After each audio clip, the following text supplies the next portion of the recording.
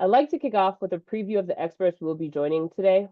OneGoal is grateful to be able to work with these amazing individuals. And so Dr. Susan Diggs-Wilborn is the Executive Vice President of Programs at Achieve Atlanta. Molly Duhall is a school counselor at Training ISD in Texas. Dr. Missy Hercule is Superintendent at Training ISD in Texas. And my name, of course, is Sarah Jean Francois, Director of Partnerships for OneGoal in Massachusetts. I'm particularly excited about the opportunity to learn about these brilliant folks who are generously agreed to share their time, knowledge, and expertise regarding post-secondary partnership strategies that drive college access and student success. Before we jump into our discussion, I'm going to start with a quick overview of OneGoal.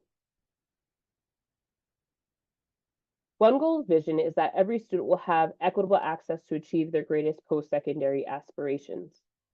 We work with communities across the country, primarily those across rural, urban districts, as well as local, smaller districts as well. And we have two primary forms of partnership. Our direct impact model, or our classroom model, is serving juniors and seniors as they transition to their first year of post-secondary. Just like a math or English course, we work with our students in the school day to ensure that they have time to allocate to their post-secondary plans. My favorite part of our program is when students actually have that aha moment and they identify what their post-secondary aspiration is specifically for them. I love working directly with students and being able to be involved in their everyday classroom experience, as well as helping them transition to whatever post-secondary pathway that they decide to pursue. Our second option is our OneGoal Leadership Network that provides expert coaching in a community of learning for schools and district leaders. We help them build and strengthen their systems and structures that would lead their increased post-secondary outcomes and close equity gaps for their students. This year, we'll reach over 87,000 students through the OneGoal Leadership Network, and we'll have about 275 districts and school leaders that are participating in the OneGoal Leadership Network across 57 partners in 7 states. You'll learn more about OneGoal by visiting our website, which you can find in the chat in the next few minutes. An integral part of our work is holding strong transitions and support for students through direct collaboration with higher education institutions and colleges and universities. While we dive into the definition of post-secondary partnerships, use the chat to share what are some ways that you've collaborated with post-secondary organizations. Please go ahead and write in the chat what is top of mind for you. A post-secondary partnership is a collaboration between a K-12 community organization or systems across post-secondary. For OneGoal, this has meant collaborating with colleges and universities like the University of Massachusetts Lowell, or even institutions like Bentley University in Waltham. We look across various organizations and found that there are multiple definitions of post-secondary partnerships. And so we'd really love to learn how you are all collaborating with post-secondary institutions, whether you're working from a community-based organization, a high school, or any other kind of organization. We really want to learn more about your practices as well. So don't be shy, share your ideas, share what things are coming up for you all, as we know that not one definition serves everybody.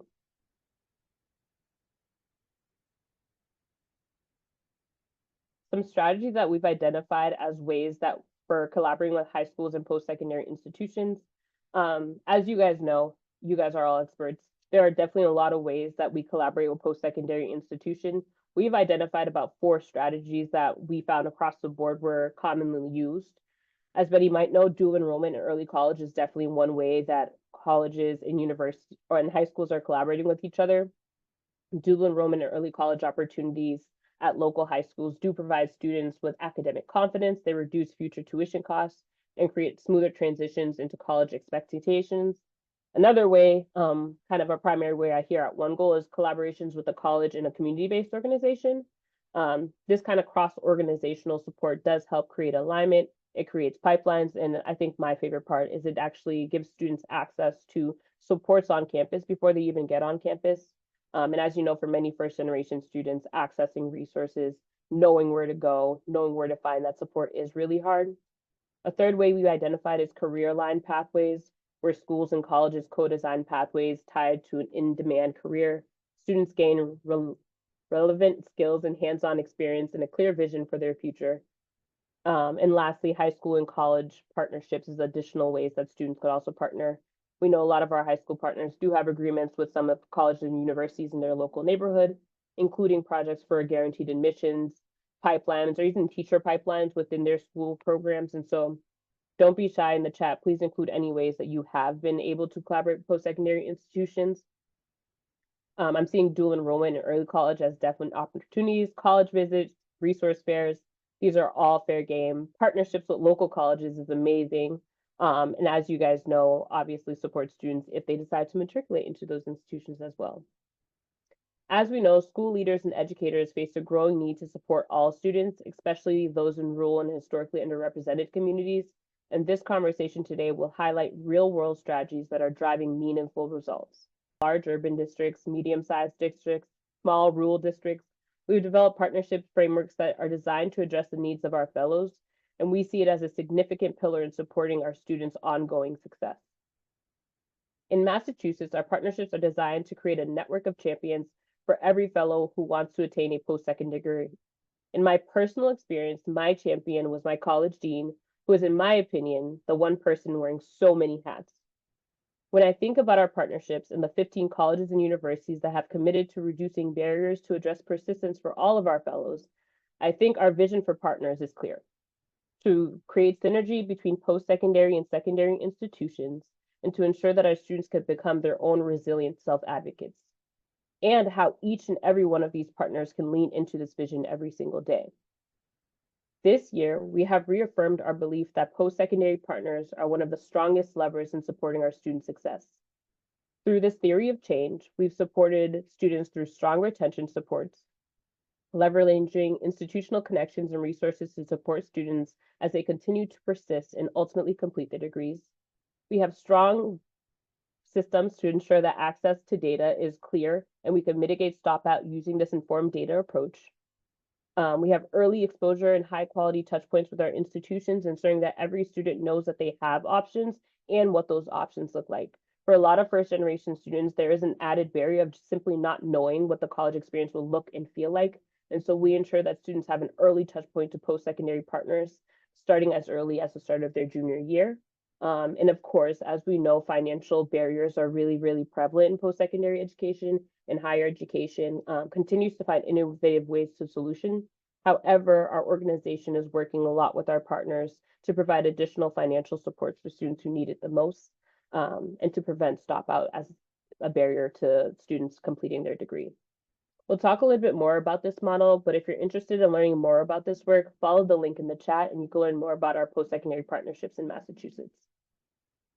Now, the reason you guys all came, I'd like to invite one of our panelists, Dr. Susan Wilborn, to tell us a bit about the partnership work she's leading at Achieve Atlanta. Hi, Sarah. Thank you for having me today. I want to talk a little bit about Achieve Atlanta, our vision and our mission, and what we do in terms of post-secondary and also secondary partnership. So as you can see, our vision and our mission is that Atlanta is a city where race and income no longer predict post-secondary success and upward mobility for our students. And that we help our, right now, APS students access, afford, and earn post-secondary credentials. Atlanta Public Schools is the district that we partner with and have since 2015. Next slide.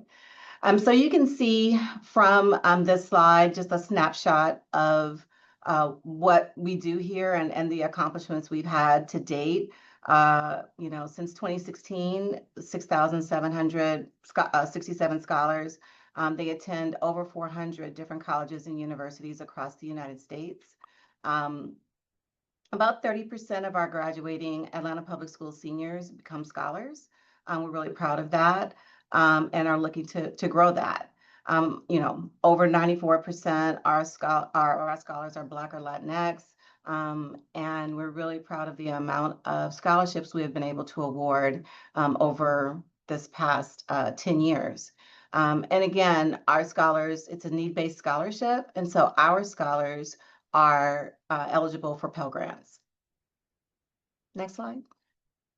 So we're always curious about and entered into our work at Achieve Atlanta, wanting to make sure that the work was data informed.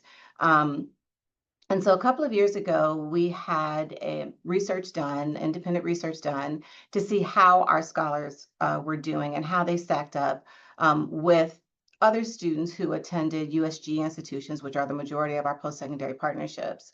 How did they stack up against students at those same institutions, regardless of their income status? And these are the results from that first set of data. So our students are doing as well, literally, as other students who match them, demographically and on all of the things, regardless of income status. Next slide. We then, in the same research, wanting to see if we were having an effect, if our model that we were experimenting with was really having an effect. And so in this same external evaluation, we wanted to see if our students were persisting at a rate equal to their peers. One of the things that we found that was amazing is that our students are persisting at about 10 percentage points higher year to year, and we are holding those gains over the 4 years of college. About, I guess, last fall, we had some updates. So we're constantly, as I said, doing some research.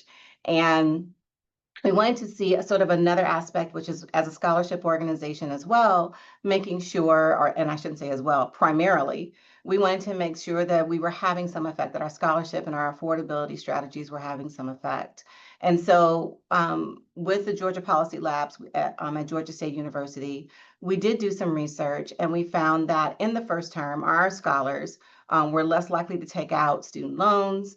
They experienced improvements in their financial and mental health. And a lot of this, they say, is because of this reduced borrowing.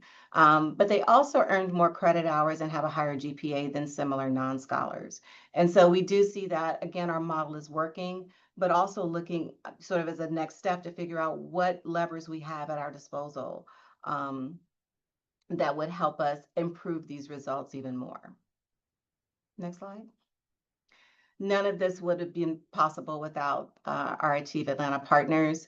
I'll talk a little bit more later on about who our partners are, but you can see them all here. They're colleges and universities. There's also, our funder, as well as of the nonprofits, including OneGoal that we work with, that we could not do this work without. So thank you. Thank you, Susan.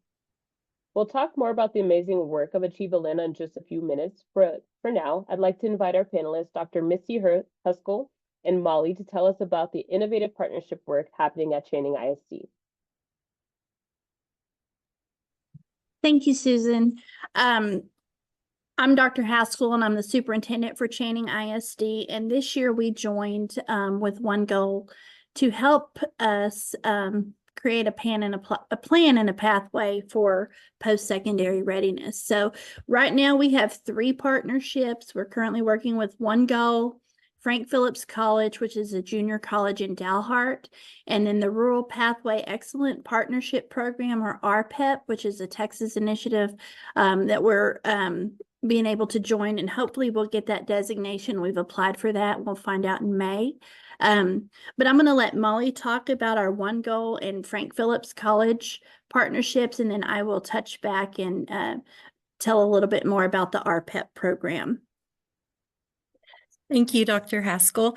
My name is Molly Dahl, and I am the school counselor here at Channing ISD. And I wanted to talk a little bit today about our partnership with Frank Phillips College, which is our community college, and it is located about 30 miles from our school district. And then I also wanted to talk about our partnership with OneGoal that we began this year. I think that I've just been amazed with both of these partnerships, and I'm new to the school counseling role, so these partnerships have really helped me and helped me learn, and it's been a learning curve, but without their support, I believe it would have been much more difficult to start this new role.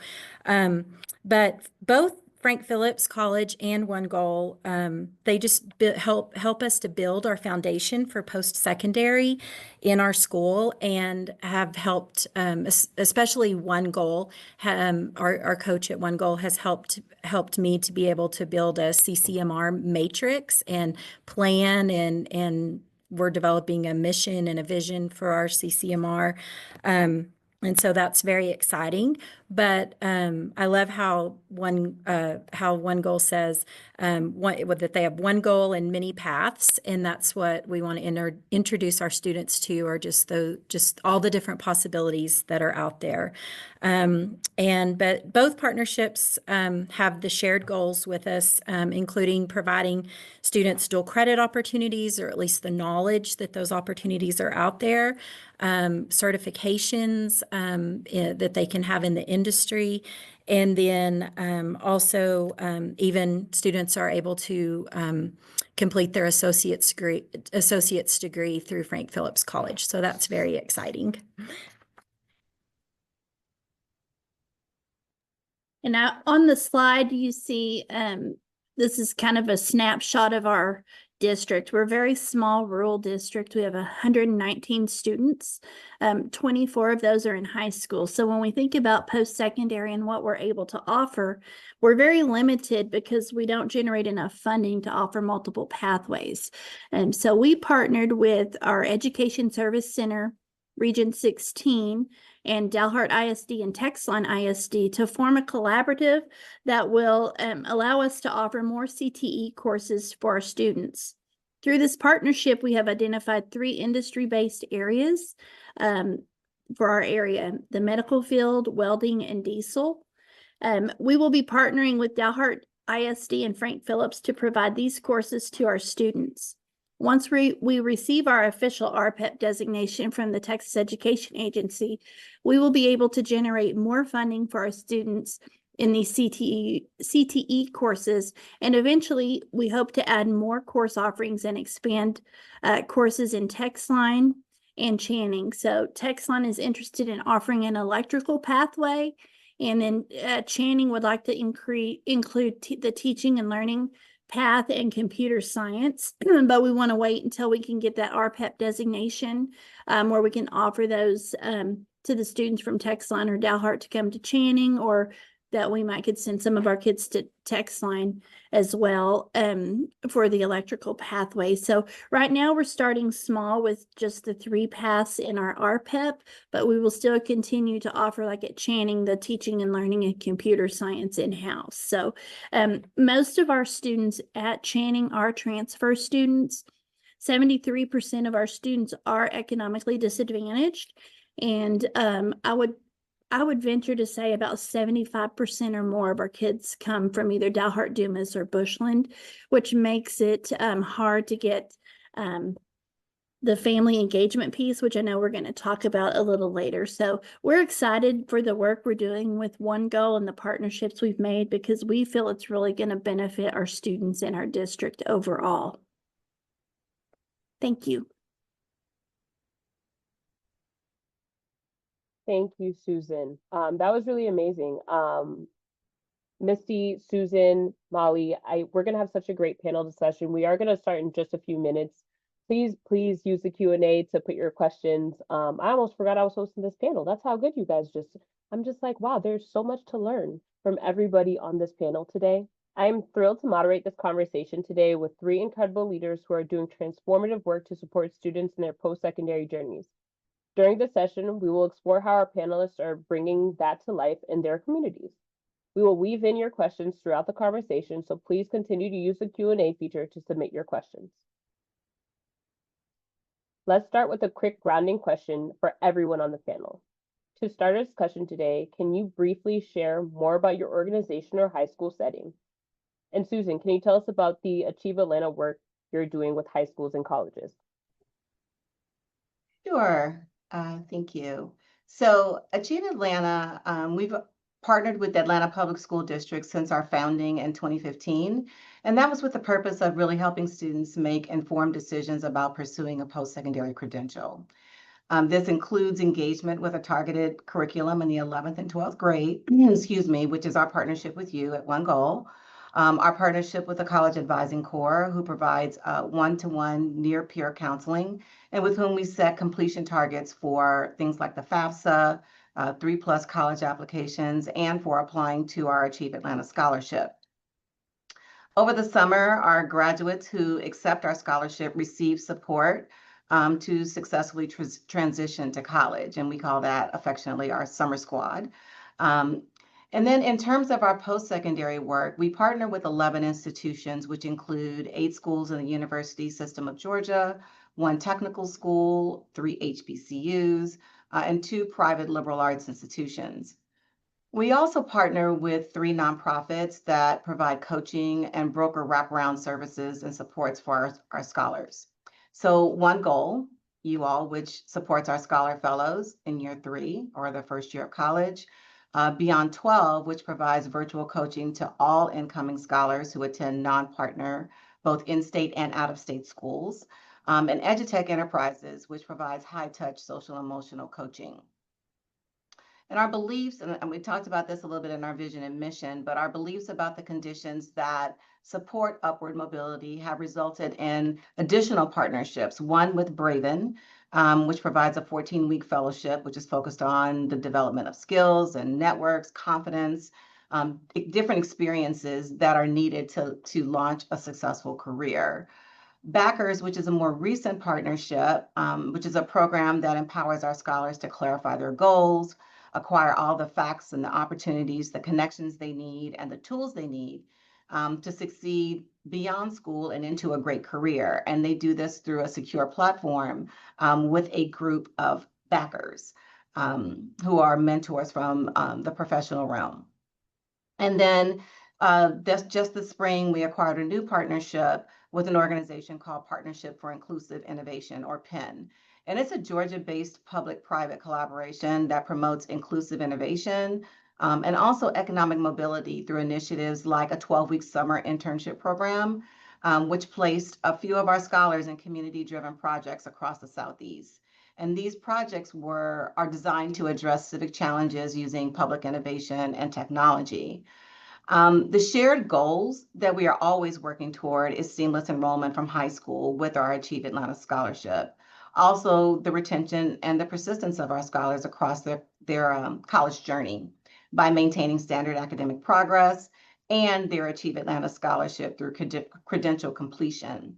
We want to do that with as little debt as possible. And it doesn't matter if it's a certificate, a diploma, associate, or bachelor's degree. And then, our third goal is creating this scholar community that includes experiences and exposure to opportunities that place them on a pathway to this upward mobility, because we know that students with 2 or more internships are twice as likely to find employment within 6 months of graduation. We also know that less than 25% of first-generation students can even secure an internship. Thank you so much. I have many questions, I think mostly about how do you manage such vast partnerships, but I know we'll get into some of that as the panel goes on. But I do want to ask Molly and Misty, coming from such a small rural community in Texas, I know that there are both challenges and so many opportunities you want to provide to your students. Can you tell us a bit about the work that you've done with the OneGoal Leadership Network and how it's informed some of your work within your district?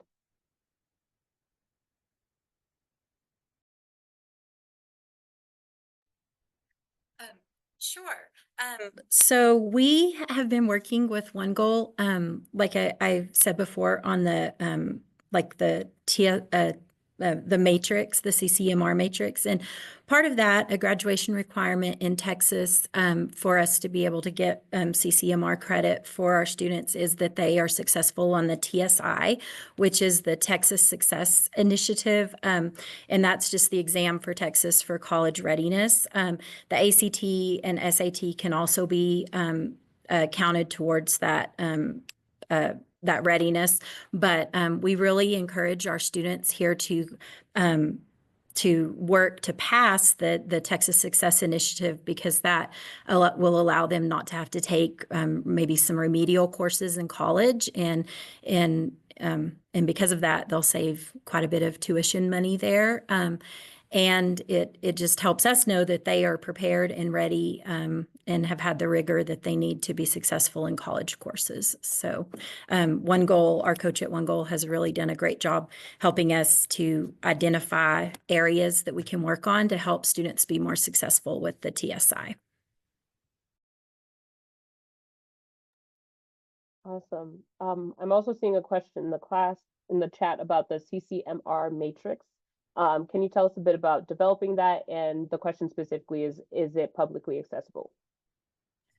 Well, what I'm referring to is something that's unique to our district, because OneGoal really does a great job truly tailoring for each school district and developing a plan just based on individual needs and analyzing what the strengths and weaknesses are that we need to look at. So it's not a one-size-fits-all approach. It's more about what does your district need with OneGoal, and then our coach helps us figure that out and develop the plan. So that is one thing that we have really looked at in our plan is the college readiness exams.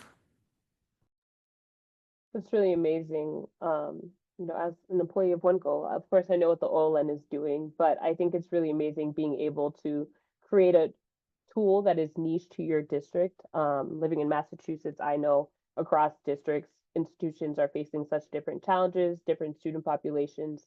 And so I imagine that kind of customization is really useful. Misty, I'd like to call you to the mic. Can you tell us a bit about some of the challenges that you've encountered building post-secondary bridges within your community and how you've overcome them? Yes. Did it? Okay, perfect. Yeah, we have three main challenges that we've struggled with for post-secondary. The first one is making sure all of our students are TSI ready, which they can pass the TSIA test, or they can pass their ACT or SAT assessment, so that they don't have to take those remedial classes.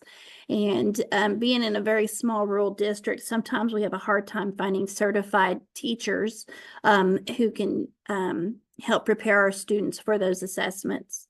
Another struggle we face or challenge is parent involvement. Majority of our students do transfer from other districts, and so it's hard to get our parents involved in participating in activities that we host on campus. So one of the things we started doing this year is taking events into their community. So we'll take registrations or college FAFSA events to Dalhart or to Dumas, so the parents can meet us in their community.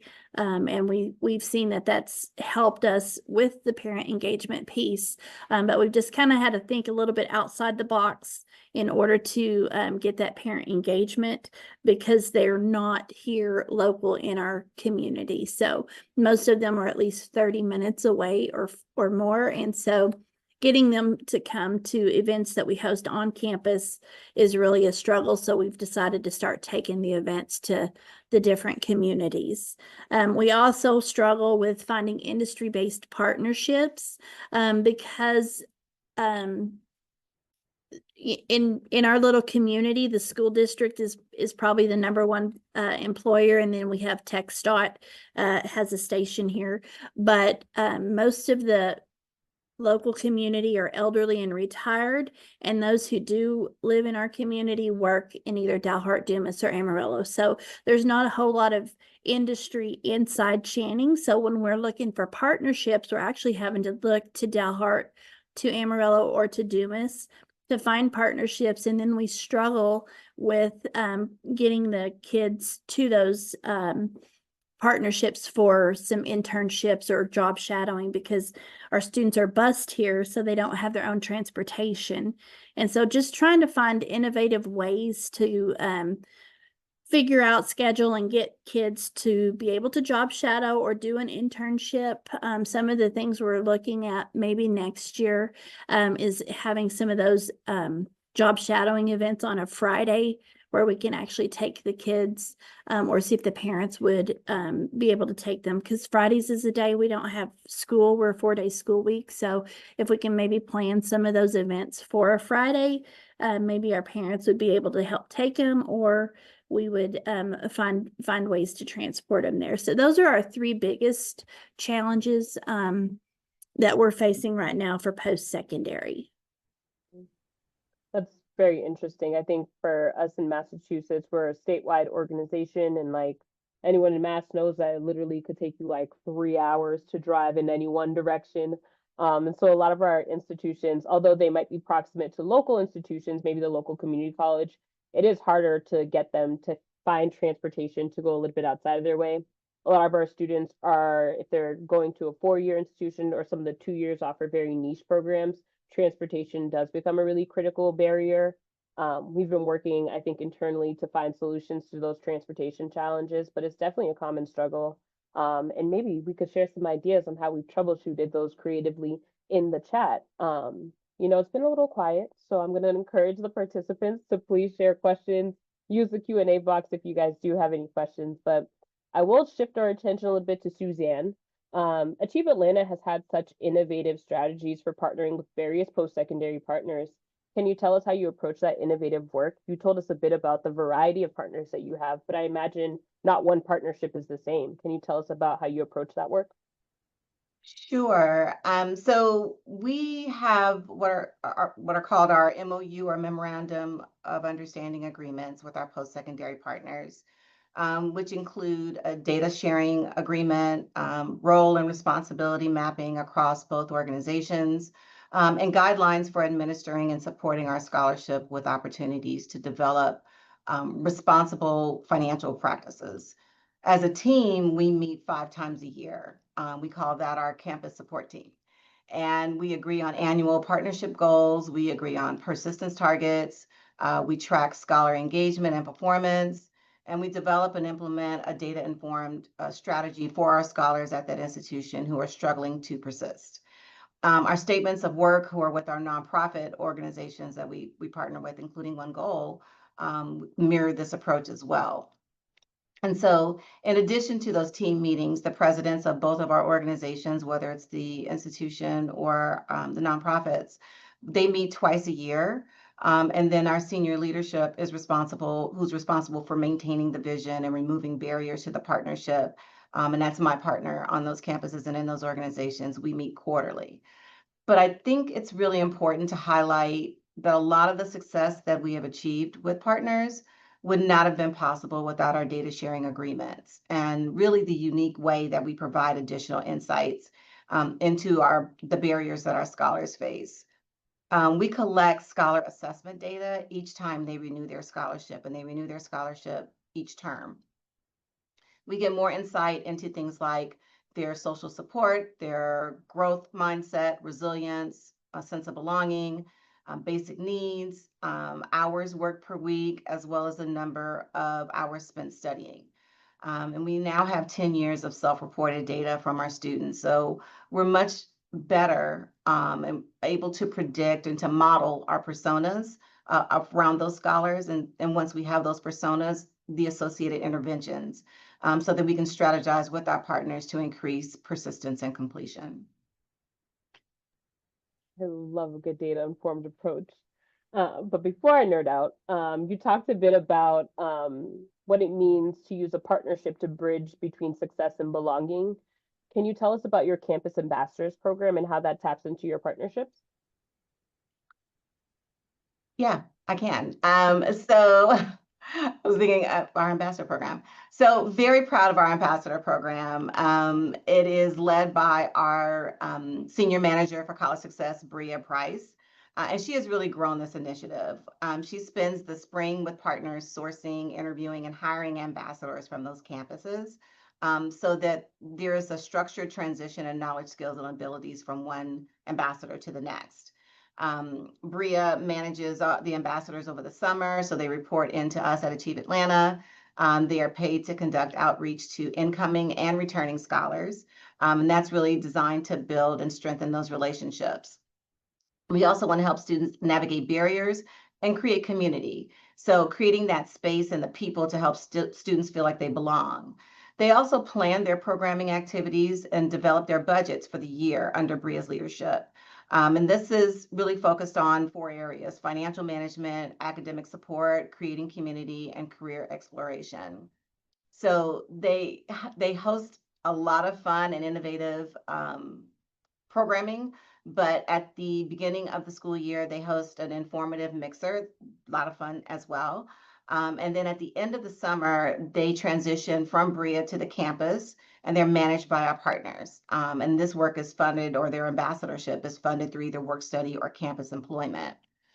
Some of our more successful and creative campus engagement activities, I just want to mention really quick because I think the campuses and our ambassadors have gotten very creative. One was a FAFSA karaoke night. And so the students came to fill out their FAFSA, but they also saw campus leaders and administrators participate in karaoke.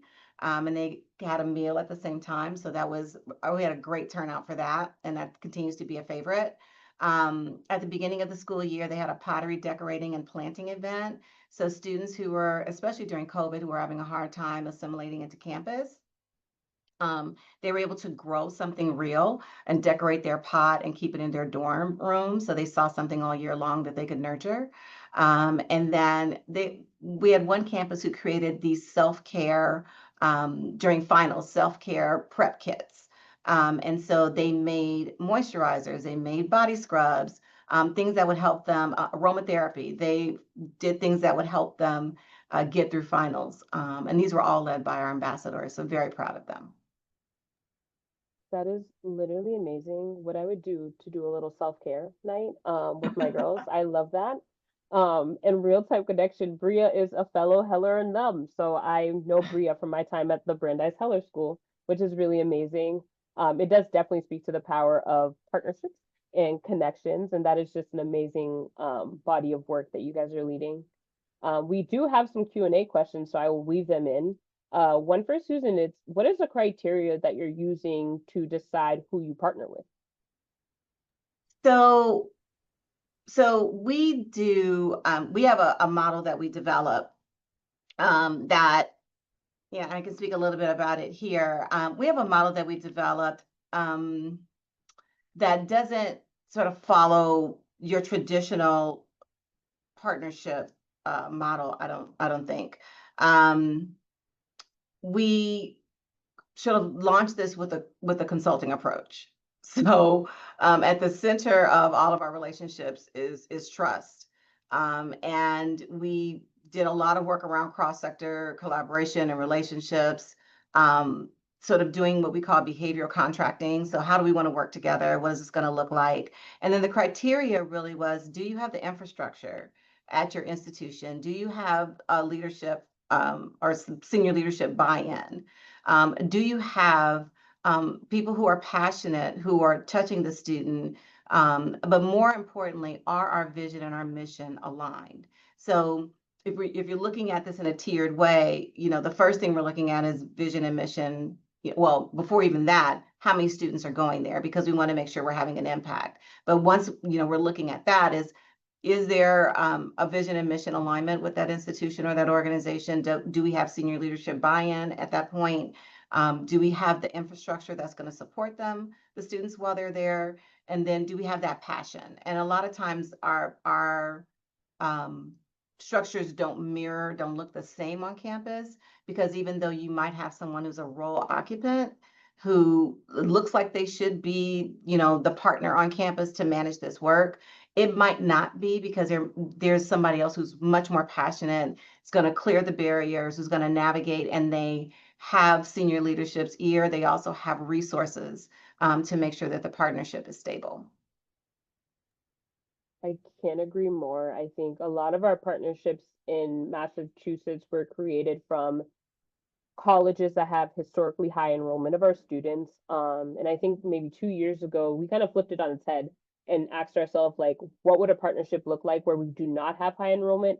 However, that college had strong outcomes for their students. There was clear mission and vision alignment, and there was a network of champions, we call them, on the ground, willing and able to support our students throughout those next 4 years, even though our program itself only overlapped with 1 year of post-secondary. And we've seen like a lot of transformative results. We've been able to increase applications to those institutions. We've kind of been able to even combat groupthink, where students were kind of going to like a school simply because other people at that school went there or another person that they know went there. And we found that access to high quality options leads to increased applications and ultimately increased enrollment. And we have been able to dramatically increase our persistence rates at those institutions, regardless of if there was a huge number of students there. In Massachusetts, I think we're definitely in a stage of growth and influencing. And I love that our partners are all willing and able to sit at the table and say, hey, what could we do better to be first gen ready? Or what could we do better to be ready for low income students to be successful here? And to that extent, I do see a question in the chat that I'd like to pose to all of our panelists. We have a question that says, if more states made their public college and university systems tuition free and significantly more affordable, do you believe that your youth from low income and minority backgrounds would be more likely to apply and to attend college? And we could start with Misty.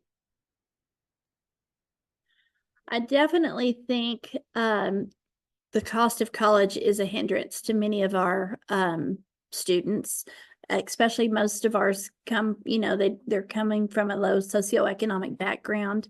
Many of them do not have parents who've been to college yet. So a lot of our students would be first generation college students.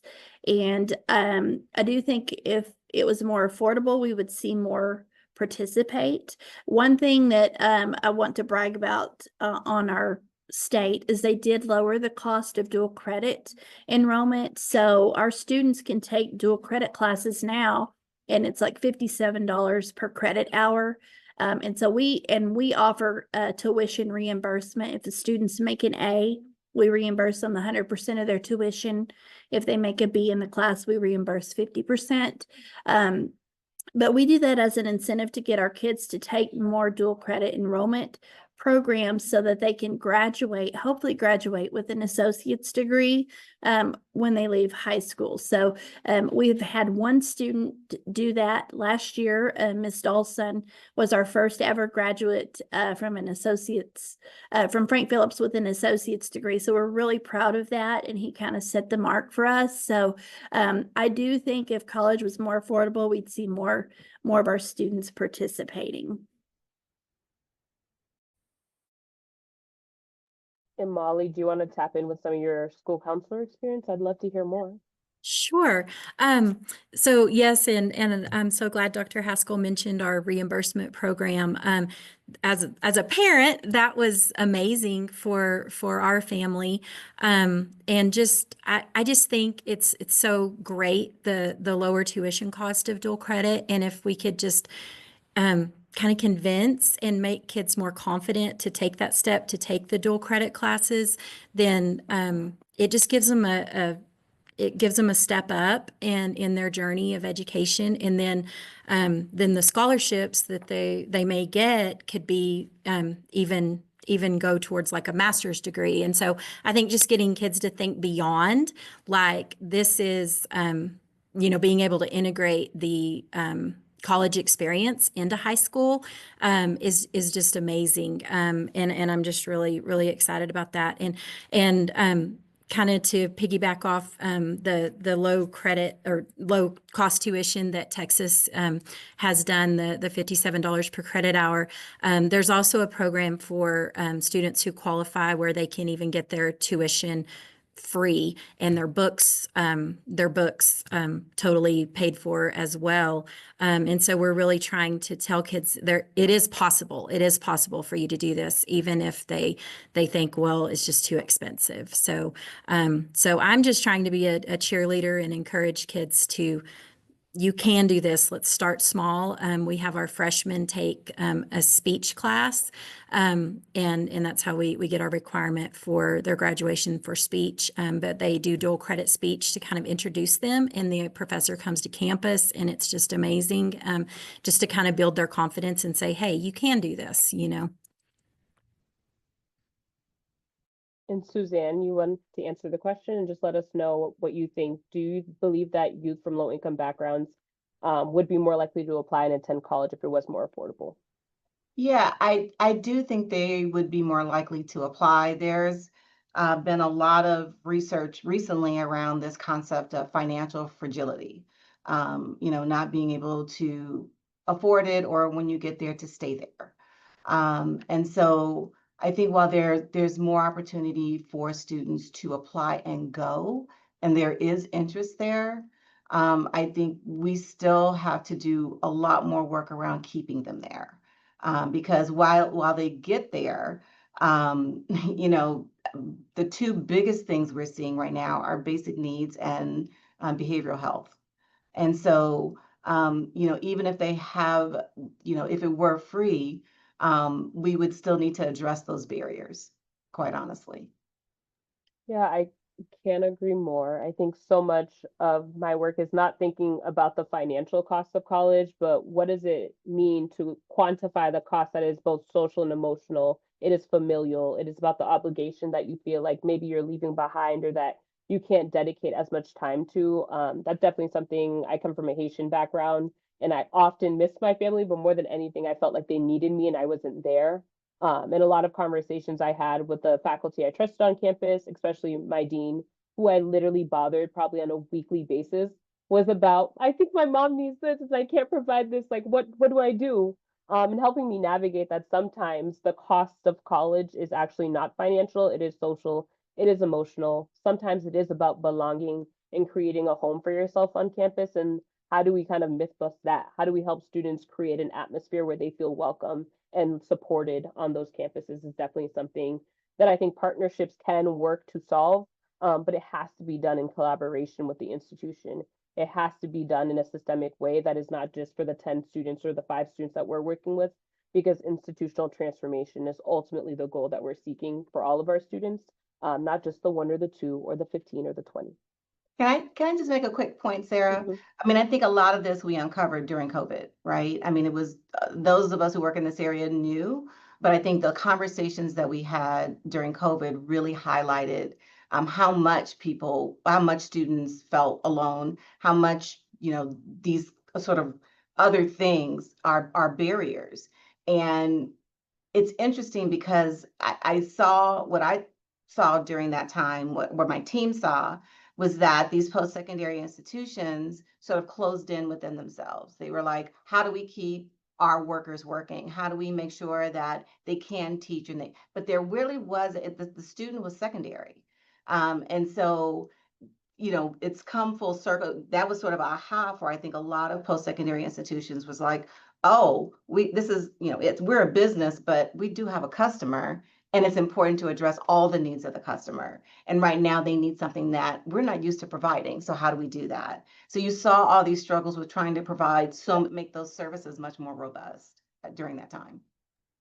I agree. COVID was definitely a global case study on how we could provide mental health and strong supports for students at the transition of post-secondary as well as those that are currently enrolled. Um, a great conversation, but just to start to it, we have about 5 minutes left, and I do want to just close out on a note of optimism, and perhaps like using our expertise as a resource to others. What is one piece of wisdom you'd give a school or district looking to strengthen their post-secondary partnerships? I will start with Suzanne, but to give you a minute to think about it, I will say this. My piece of advice to anyone seeking to build a partnership that is both transformative and I think adaptive is to align on a shared vision and be committed to the progress that it takes to get there. Sometimes a partnership isn't about 1 year, it's not about 2, but it's about the ongoing steps that you take to make it successful and the continued investment that we put into those partnerships. And so all of our partnerships didn't start off being amazing. Sometimes it was challenging. Sometimes it was hard to watch students kind of not benefit from the full success that was realized maybe 3 years later.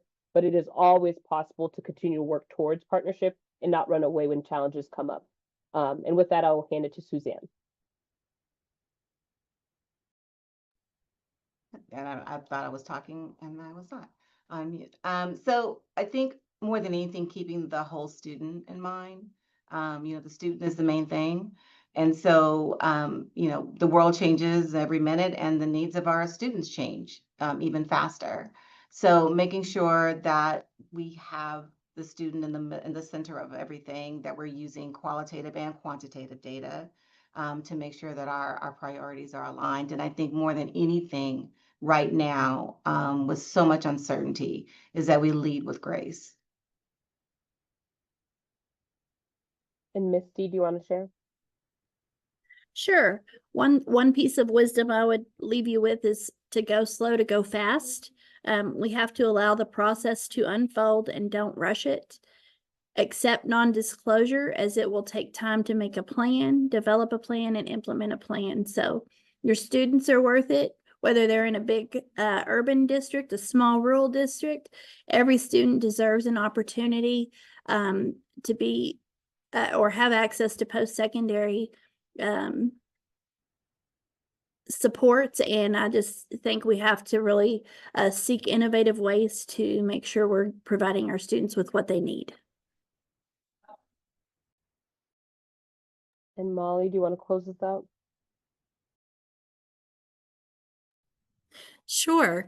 I would say just do it. Like you never know what where a partnership might take you. And to be honest, wearing so many hats in a small school, we almost didn't do the partnership with OneGoal, and that would have been that just makes me sad to even think about not even doing it, because it's been such an amazing opportunity, and I just see such a change in our post-secondary culture, and I'm just so excited for what is to come in the future with it. So give it a chance. Don't be afraid. Well, thank you all so much for your time today, your commitment to this webinar, and for sharing your wisdom with everyone here today. I did see all the comments, and all the comments. You are on this panel with us. Thank you so much. I have learned so much just reading through the comments, listening to your answers, and engaging with you all today. Thank you all so much for this webinar and the powerful insights. As we know, post-secondary partnerships are not without challenges, but we also see that they have potential to yield such strong results for the students we're serving. It's clear that when we bridge the divide across systems and come together with a shared purpose, we can create real pathways to equity, access, and opportunity. We hope today's conversation leaves you with new ideas and connections to carry you forward in the work. That is it for today's webinar. Thank you everyone in the audience for joining and participating. Please follow OneGoal on social media and visit our website to learn more about how we are working to transform post-secondary advising and support so that students can achieve their highest aspiration. Thank you again, and thank you for your time, all of our panelists. Thank you.